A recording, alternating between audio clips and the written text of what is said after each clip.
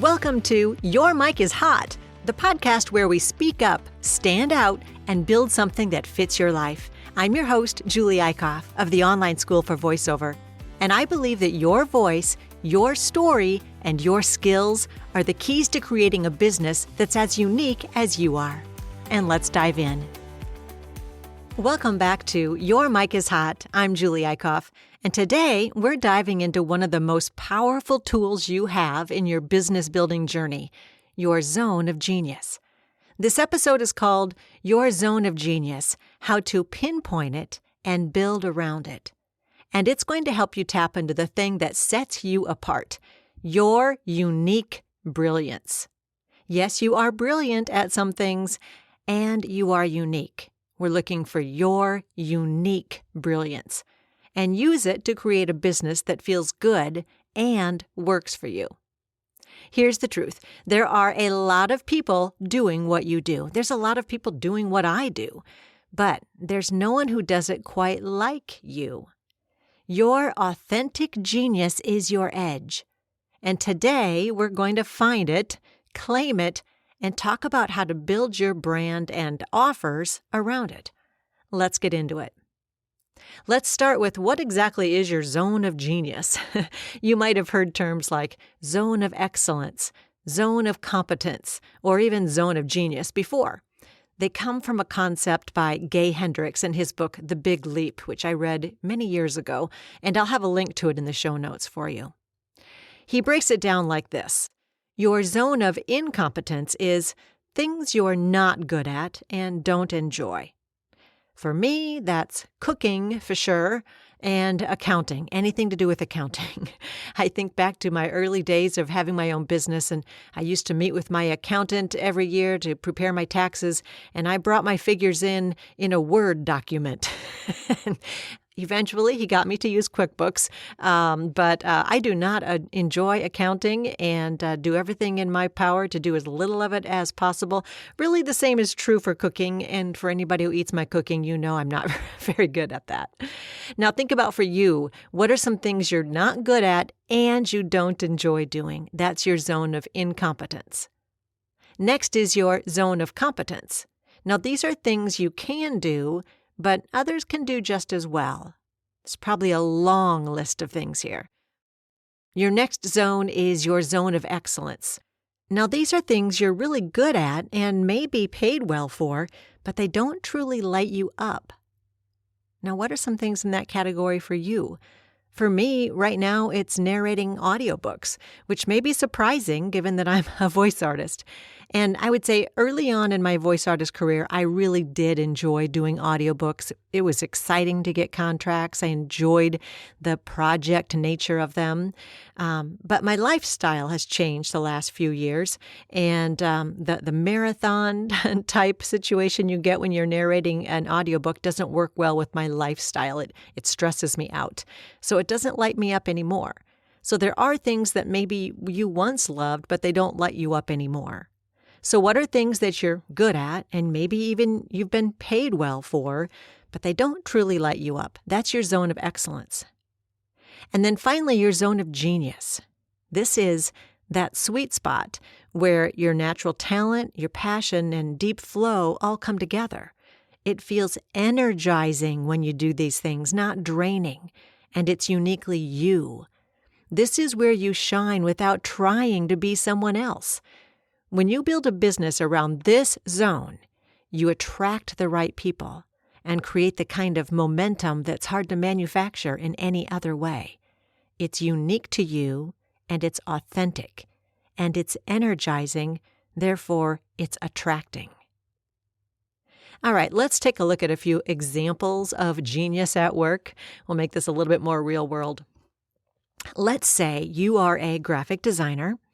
You're great at branding, logos, social graphics, but what you really, really love is storytelling through visuals.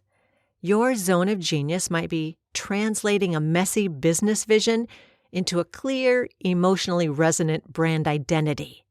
So instead of offering design services like I can make you a logo, maybe your offer becomes brand storytelling intensives. See the change there?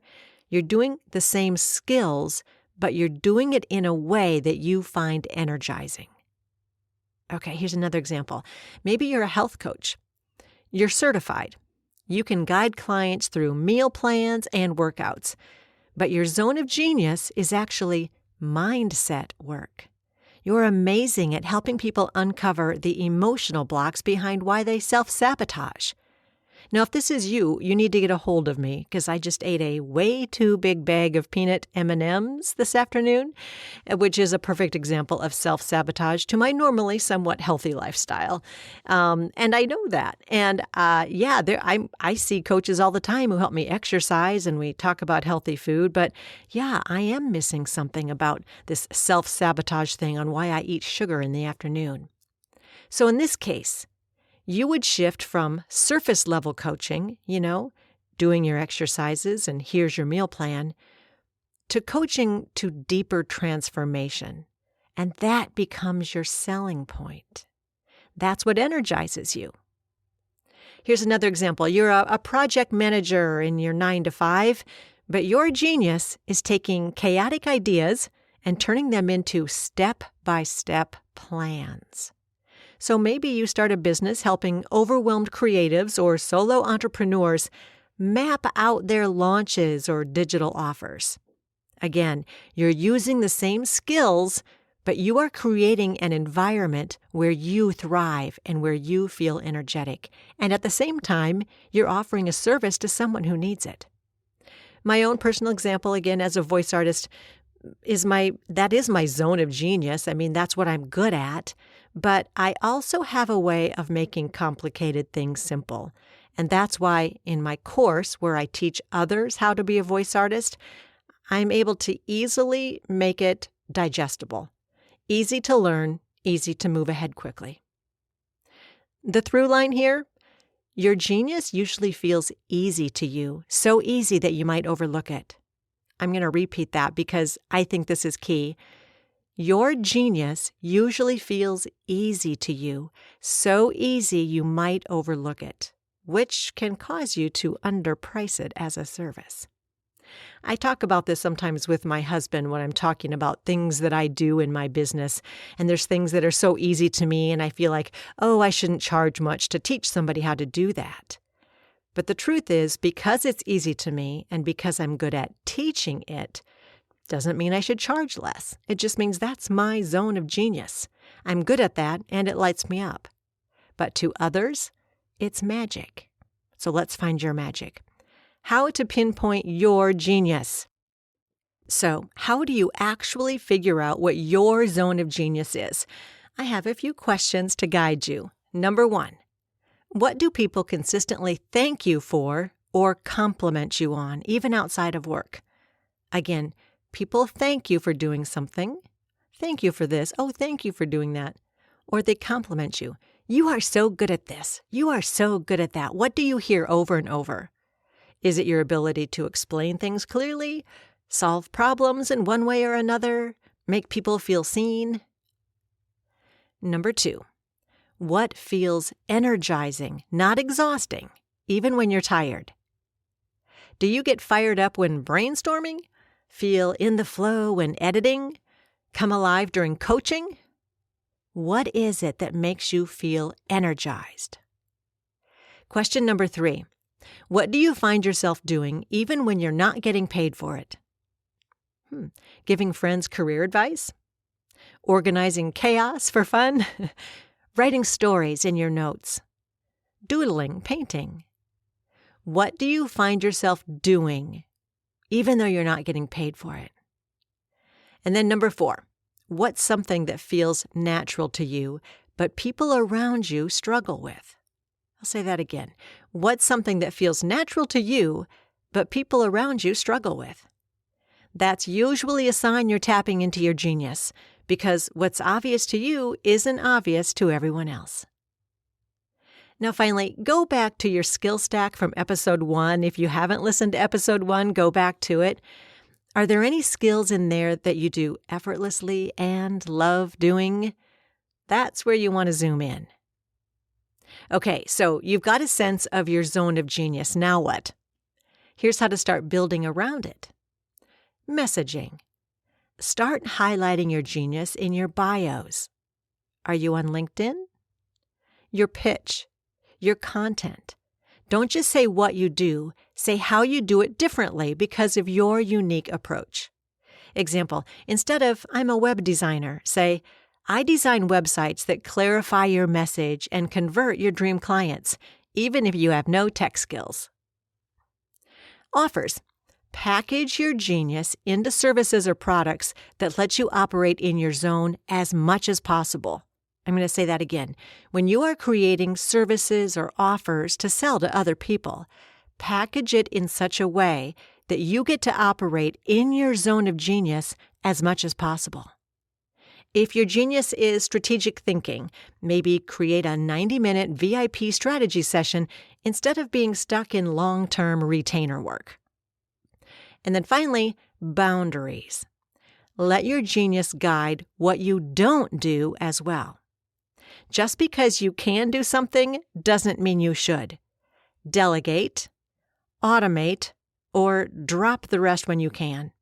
So, for example, with the accounting that I hate doing, at this point I could delegate it and hire someone, but there's so little of it that it might be more work to delegate it. So what I've done is basically automate it, and I've made it a little bit easier for me and for my accountant. Or you can drop it, things you don't like, and that would be like audiobook work for me because it doesn't work into my lifestyle right now. It causes me stress. So drop things that cause you stress. Utilize your boundaries. Okay, it's time now for your micro challenge. I call this one the Genius Map, and here's how it works. Number 1, again, get a notepad out or take notes in your phone. List 5 things you're naturally great at. Things people come up to you for that feel easy or that you love doing.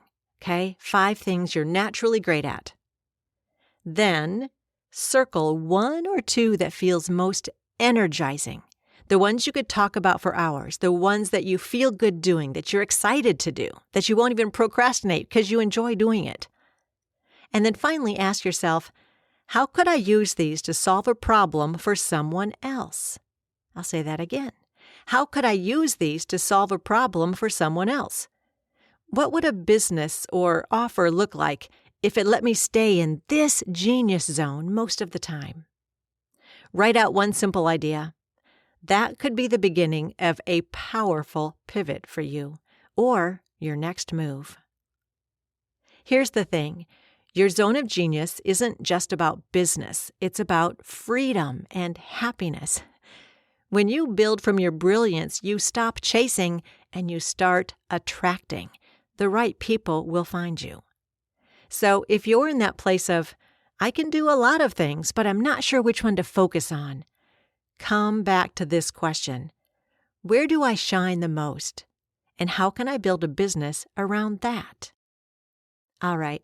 If this episode helped you get clarity, sparked some interest, please share it with a friend, follow, or post your genius map and then tag me because I'd love to celebrate what makes you brilliant. Remember, your mic is hot. Now let the world hear your genius. Until next time, keep on building something that fits your life. And just in case, if you have interest in becoming a voice artist, please check out my free mini course, Intro to Voiceovers. You'll find a link to it in the show notes. It's a Q&A session that should help answer all those questions you have going on in your head, wondering how you could make it happen. So find the show notes, check out the link for the free mini course, Intro to Voiceover. Thanks for tuning in to Your Mic is Hot. If today's episode got you thinking, dreaming, or planning, share it with a friend, and don't forget to hit the subscribe button. Remember, your mic is hot. The world's waiting. Speak up, stand out, and build something that fits your life.